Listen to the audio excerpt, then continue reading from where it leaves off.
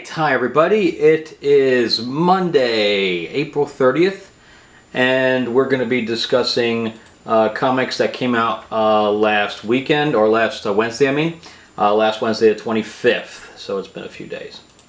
So we're going to start with, and I hope everybody got a chance to see Avengers this weekend too, so you know, we're not going to deal with anything Avengers related right now. We will be doing Thor, because Jane Foster's Thor will be leaving the Marvel Universe in a casket, I guess. So I haven't finished reading that one, so I don't know what happens yet. But I'll be reporting on that and the entire Mighty Thor run as Jane Foster. So look for that. But anyway, we're going to start out with Detective Comics, and this is Detective Comics number 979. So this continues the storyline with the Omax. So Tim has been infected with the OMAC nanotechnology by the tech villain Ulysses, and he's in a bit of trouble. He's like normal. So I don't know what, because Tim was usually the brains of the whole group. He was the one that really initiated the renewal of the Teen Titans. But lately, since he's come back from being captured by Ra's al Ghul during the whole thing with Clayface, he got a visit from his future self, who is now a very grittier Batman, and killed and etc., and telling him that, you know, he has to become grittier for the future to be brighter, although it didn't seem very bright.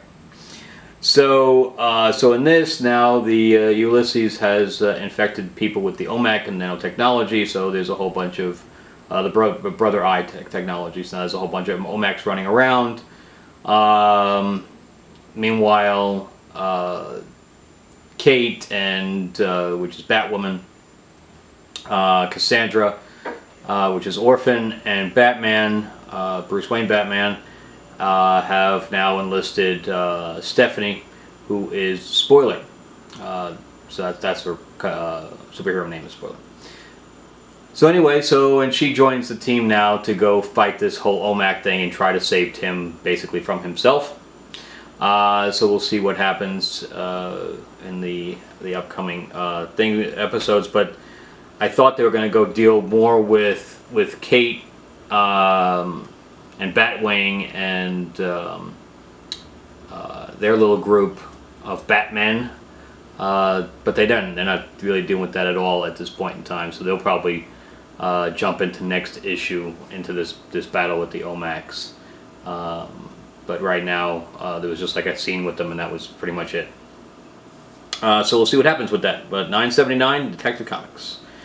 Alright, so now we're going to move into Dr. Aphra. We're going to do Marvel. Dr. Aphra number 19. This is an offshoot of the Darth Vader comic from a couple of years, or last year, or a year and a half ago. When it stopped, but they had the murder droids in there and Dr. Aphra. And Dr. Aphra is basically a Star Wars version of Indiana Jones, but a little more cutesy. So she is now being blackmailed to work with the murder droids, and they asked her to get some kind of a file. So she has her own little crew, and they have, what I liked about it is they had Hera in it. Hera Syndulla from Rebels, so she was in it, and I really wish that Hera would be a consistent character in here, but it doesn't look like that's going to be the case. So they were at odds the whole time. Hera was her prisoner, and then it swaps. So Dr. Aphra is her prisoner, but Dr. Aphra gets away with her little team, who got basically destroyed in the last issue.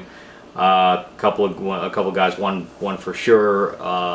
He was the boyfriend of another guy, so that this killer guy was kind of upset and kind of depressed throughout at least the beginning when he was in the issue.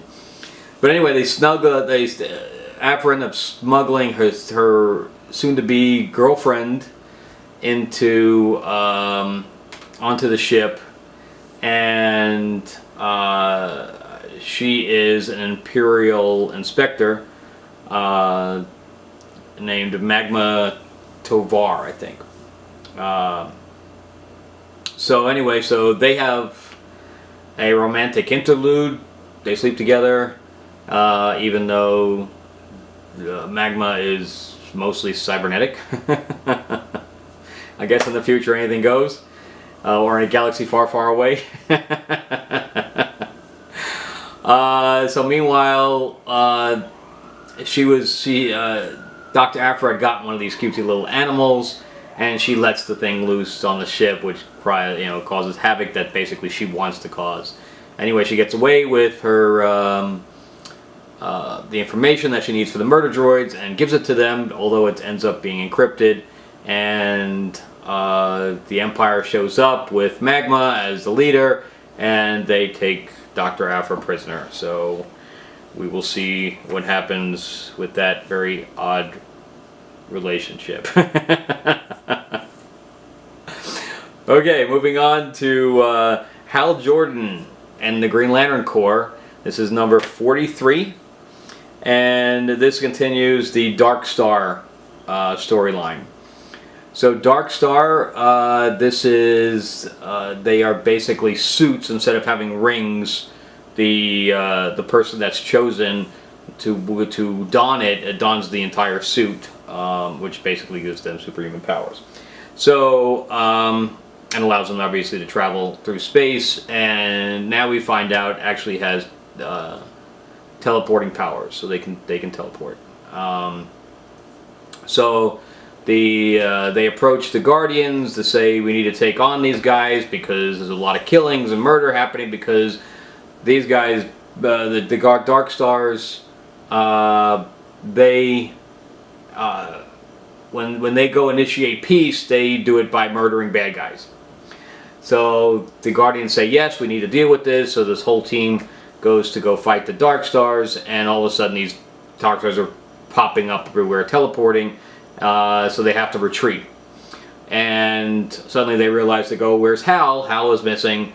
And they have this big spread of Hal in the middle of all these Dark Stars all over the place. I don't know why they use a 2-page spread for that, but they did. And Tomar 2 is one of them, who was a former Green Lantern that did commit murder of a bad guy and was in a science cell, but he was broken out by a Dark Star and ended up donning the armor. So now he's talking to Hal, and she says, I don't want to fight you, Hal, but if you stand in our way, then you are going to become a target. And Tomar, and Hal continues to try to get Tomar to change his side, and the controllers that originally created the suits are now being imprisoned by the Dark Stars. So it's like a Frankenstein type of effect, where the creator is now been overpowered by the creation. So they deliver Hal back to go report that they need to be, the Green Lanterns need to stay out of the way. So the Green Lanterns decide that they can't fight these things on their own, so they are going to elicit some other, maybe some ungainly people, some criminals, etc., to help them. You don't really know where they're going. Like Guy walks into a bar. That's almost like the beginning of a joke. Guy Gardner walks into a bar. So he's going to, I guess, get some criminals and stuff like that to help them fight the Dark Star. So we'll see what happens with that. But it's a decent storyline. I think it's pretty good so far. So then we're going to move into Marvel again with Marvel Darth Vader. So Darth Vader number 15. So this is the reboot, because the original Darth Vader discontinued, and now they started back up, I guess now a year ago, with a new thing with Darth Vader, and now the Empire is trying to take over Mon Cal, which is Admiral Akbar, squid-looking, hence Mon Calamari. Not a whole lot of ingenuity for that name. But anyway, they're squid people, and it ended up with Darth Vader last issue being submerged because they fought and lost, and he was being dragged down in the fighter he was in, or whatever the machine that he was in. What was kind of great was that of course he gets himself out, and the ship that picks him up, he's like, "Why aren't you guys fighting?" And they're like, "Well, we came to save you." He's like, "I don't need to be saved. Who do you think I am?" So anyway, the Darth Vader is continuing his battle there. But he ends up joining up with some Sith, and now they're going to track down some other Jedi that are speaking to the king. The king the king of Monkal was ended up being submerged also during a battle, and Admiral Aphra ends up saving him, and they put him in stasis. But then when he realizes that the Jedis could be in trouble, he basically tears the tubes out of them and goes to talk to them. Meanwhile, Tarkin has now brought up some new Star Destroyers to escalate the battle.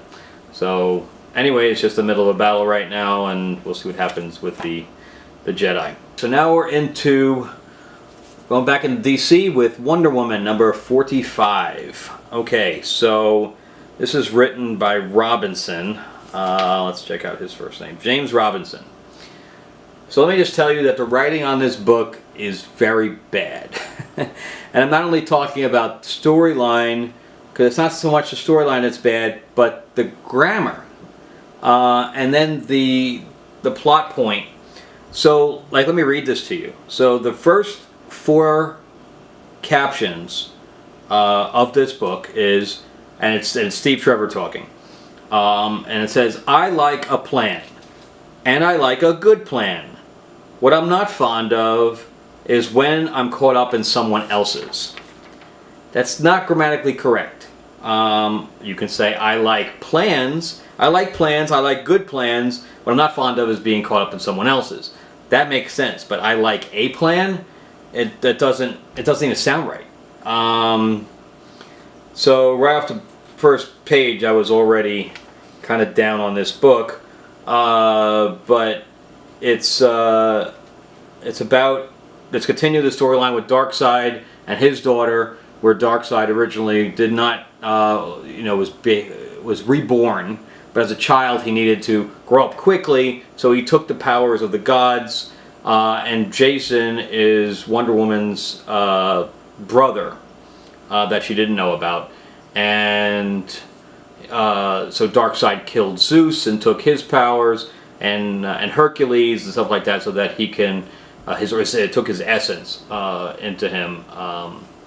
So because technically Darkseid is a new god, so he could eat the essence or absorb the essence of other gods and become powerful.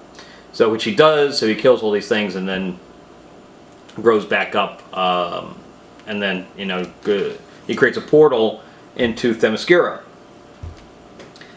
So now a battle starts taking place because some of the Amazons were turned into parademons, and so they come across through the portal, and this whole battle thing going on.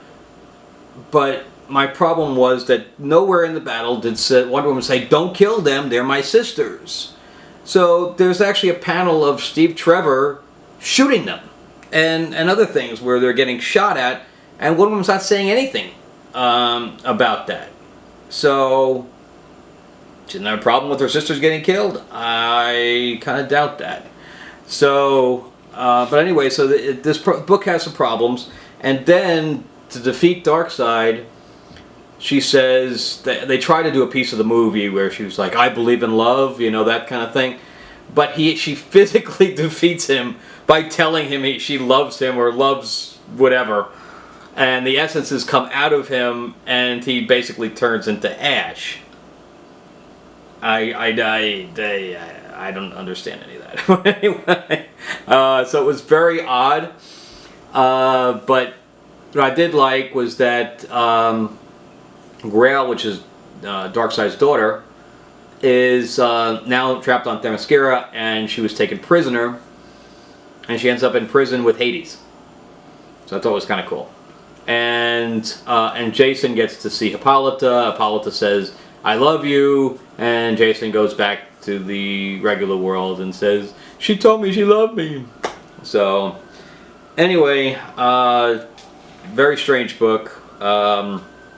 We'll see what happens now with the whole Grail Hades thing, but a very strange book and not that well written grammatically.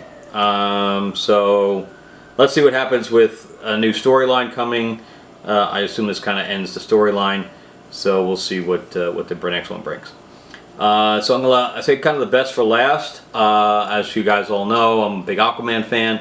So now we're into Mera number 3.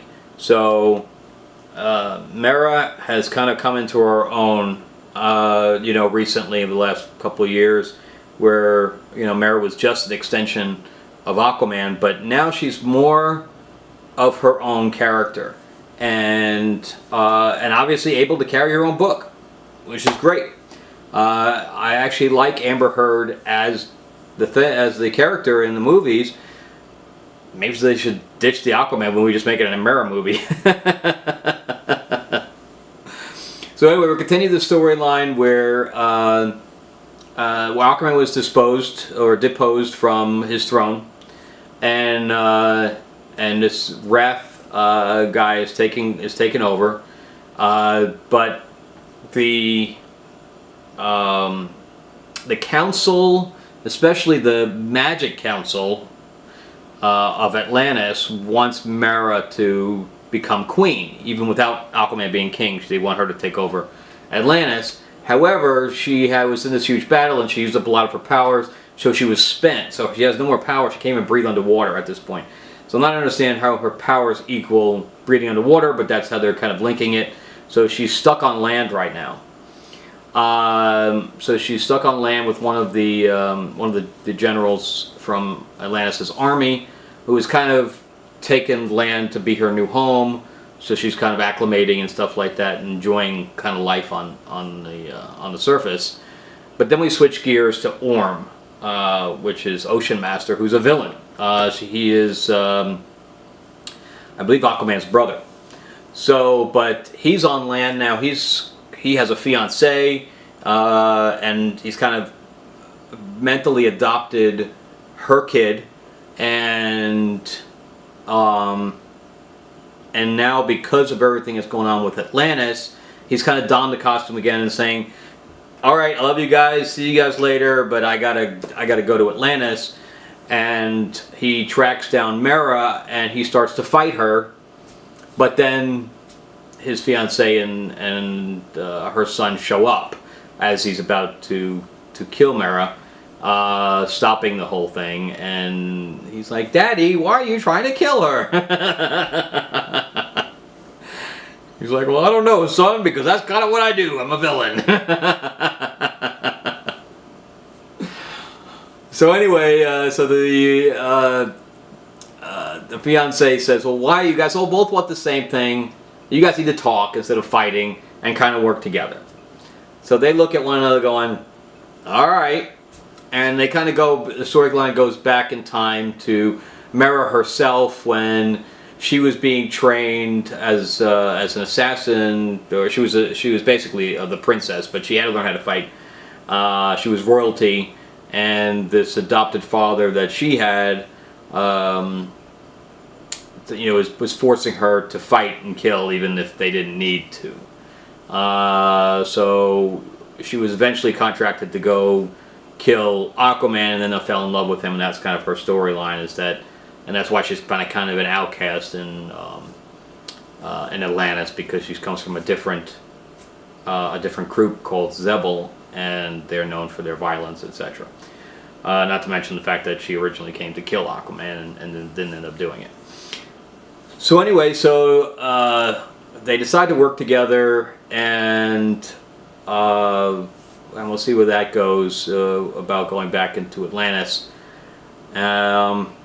However, there's some clunky dialogue here for sure, and then in one scene, Orm's fiancée gets pissed off, and she has this cup of coffee and throws it across the room.